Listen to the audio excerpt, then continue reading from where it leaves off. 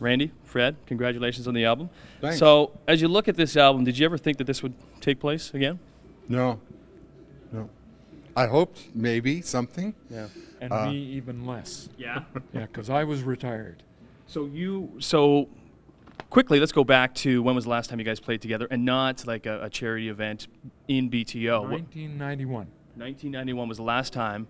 And when you walked off the stage that night, did you think that was the last time that you guys had ever played together? Have you guys talked about doing another album, or? We didn't know that. I mean, and it wasn't walking off stage and knowing. It was just things happen, and somebody would say, "Well, I've got another path to follow, and this isn't working for me anymore," and you know, it just kind of goes its own way.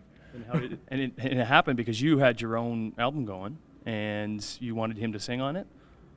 I had a solo album going with different guest singers, and I thought, wouldn't it be great to have Fred Turner as a guest singer? Sent him a song that I had written that I knew was anthemic in a way, because the title is "Rock and Roll is the Only Way Out."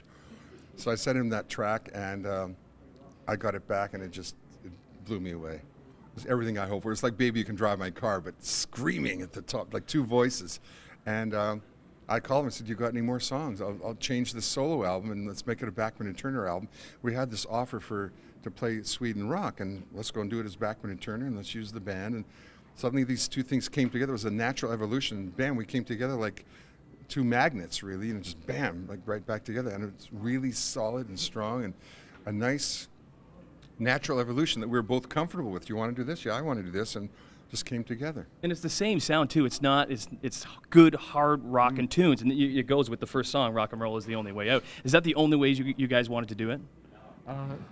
Well, with me, it's the only way I do it. Basically, at this point.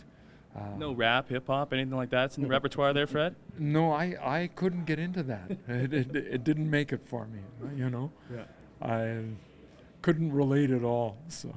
Now the music. This is what I do and do best, and to have another guy to get what he does and does best and get us together. I'm just really thrilled with the album. This is it. It's come out, and it was the first time we've seen it. Is now. Really? Yeah. Well, but it's been a great evolution of how it came together, and musically, it's fantastic. If we don't do another one, I'm really proud of that. I'm happy to leave that as my legacy. If we do another one in a year or so, great. And you get a free download once you go to your website too. Is that kind of the changing of the music industry? You've recognized that now, because that never happened 20, 30 years ago. People went and bought the CD, but now to get your music out there, you feel you had to do that? Well, like anything else, everything changes, and luckily Randy's been following the changes.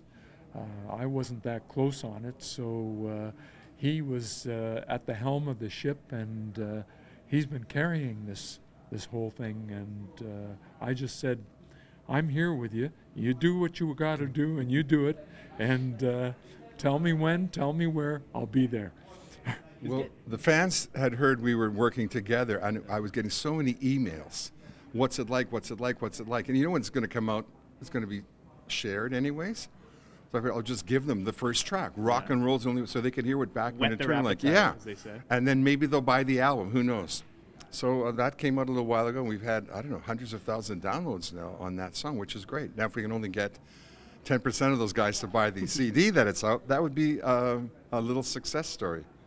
Lastly, I have to ask about the performance on stage. And I was talking to one of your guys who says that the shows in Sweden with Aerosmith and Guns N' Roses, you guys were just rocking, just back to the old days again. Was it kind of like getting on a bike again? Like you didn't forget anything, get back up there and just hit the tunes and hit the melody and just rock out, Fred? It absolutely was. It was like just, there's the slippers, step into them. Actually, I should say there's the running shoes. Yeah. Step into them and turn the amps on and just hit it. Yeah. Yeah. Same for you, Randy? Yeah, it was like no time had ever gone by. It's like it was yesterday. Yeah. I looked over at him, he was smiling. I knew it was good. And, you know, we walked out on Sweden Rock. We hadn't played in front of a big crowd before, just a little 300 warm-up in Winnipeg, 300 people, and in Empire Theatre here in Belleville and in Toronto. Walked out in Sweden Rock to 38,000 people without our own amps, a strange backline, no monitor check. So if you think there was excitement, there was. It's like we plug in, we have no idea what it's going to sound like, but to get the feedback from the crowd, it was like unbelievable. And the minute we hit in and got the monitor set, because the first song is always your sound check, basically, and cranking your amps. Once we hit that stride, it was just amazing. We just drove over the audience, and they loved it. Well, congratulations on the album and good luck on the tour, gentlemen, and all the best. Cheers. Great to see you. Thanks. Very nice meeting you, Rennie. Thanks, Thanks, Fred. Cheers, guys. These lights are hot,